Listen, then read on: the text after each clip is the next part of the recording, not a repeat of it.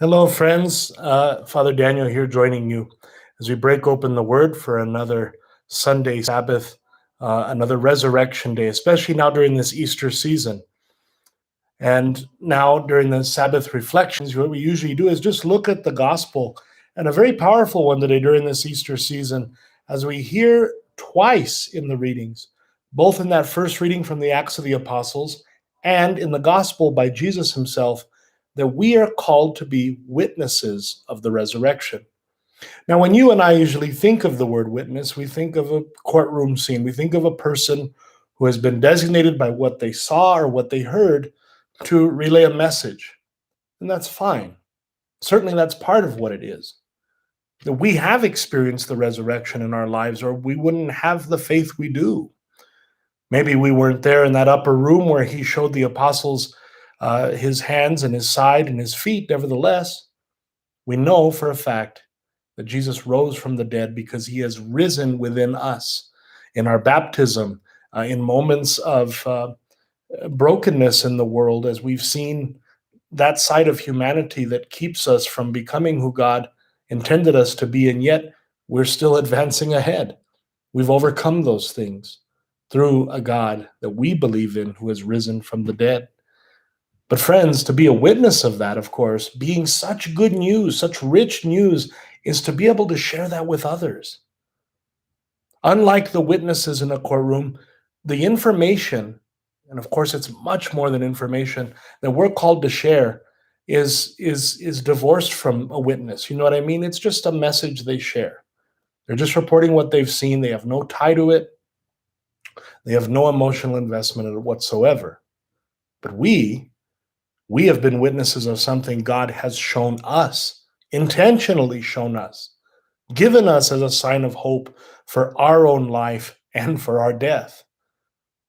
It's a promise of the future world wrought through Christ who rose from the dead, our head, the head of our spiritual body, who has looked death in the face and overcome it.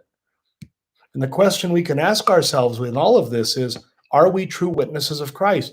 Do we have that sense of courage like St. Peter had to be able to tell the Pharisees in that similar pattern as Jesus once did in his earthly ministry that, look, God's power is among you, whether you like it or not, and you're not going to stop us from saying it? Do we recognize that authority that lives within us by our baptism, the Spirit of Jesus himself who speaks to us, that we are witnesses called to bring the same peace that he brought to the apostles who were scared, who were unsure of what their next move would be?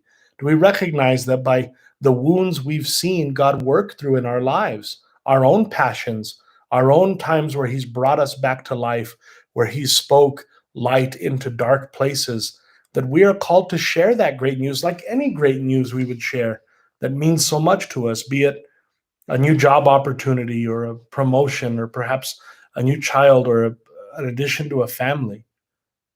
Most of us would not hesitate in wanting to share such great news. Hopefully, we're not hesitating when it comes to the greatest news of all, that we do not belong to death, but to Christ. And in that, do we share that with others? Do we witness to that? Or is our faith more of an armchair sort of sport, where we just kind of passively watch it? When we go to Mass, are we just sitting in pews and kind of just going through the motions? Or are we really hearing that word intended for us, and with that change wrought in us by God, uh, giving us his love, giving us the promise of that hope in his resurrection, do we leave the doors of the church and therefore go tell others by our joy, by our compassion, by our willingness to stand up against injustice, these sorts of things? Has it created something in us such that we can't help but tell others that Jesus has risen from the dead, and in our life that makes all the difference?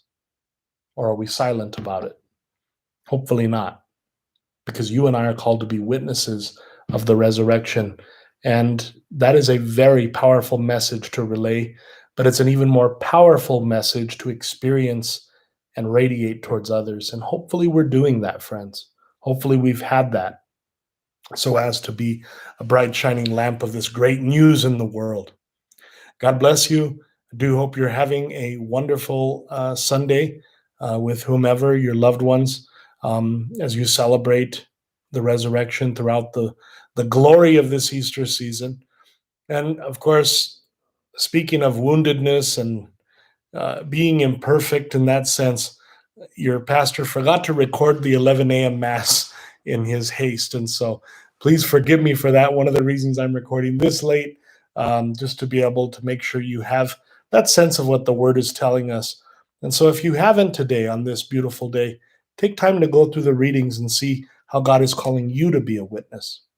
God bless you, friends, and we will join you next weekend. And I will make sure to record the 11 a.m. Mass, which is the Mass we are going to stream now.